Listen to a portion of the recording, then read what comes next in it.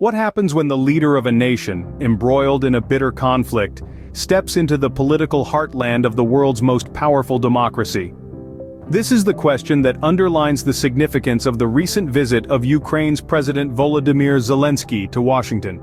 The visit, rather symbolic and significant, marked a new phase in the ongoing conflict with Russia.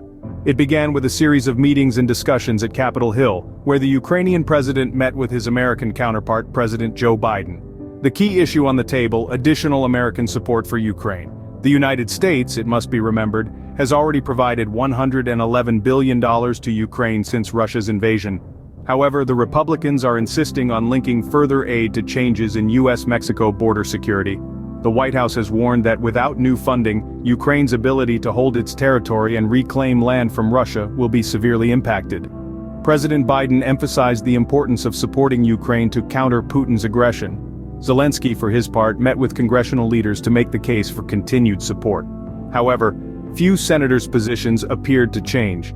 It was during these discussions that the Ukrainian president presented a 10-point peace formula to Biden. It was the same plan he offered at the Group of 20 summit, expressing his desire for a just peace, and making it clear that he would not make concessions to Russia.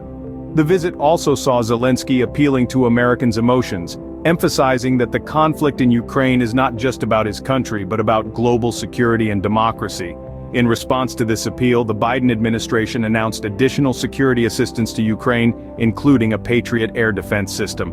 Zelenskyy requested more Patriots, and while Biden laughed, he acknowledged that the support was not enough.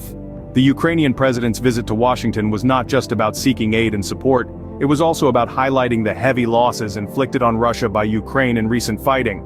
The Russian military personnel, it was pointed out, has decreased by 87% since the start of the war, forcing them to rely on outdated weaponry.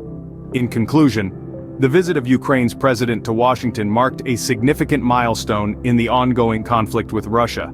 It highlighted the importance of global support for Ukraine, the potential impact of additional American aid, and the need for a peaceful resolution to the crisis.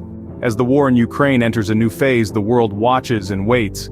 The decisions made today will not only shape the future of Ukraine but also the global political landscape. And so the question remains: will this visit be the turning point in the Ukraine crisis? Only time will tell.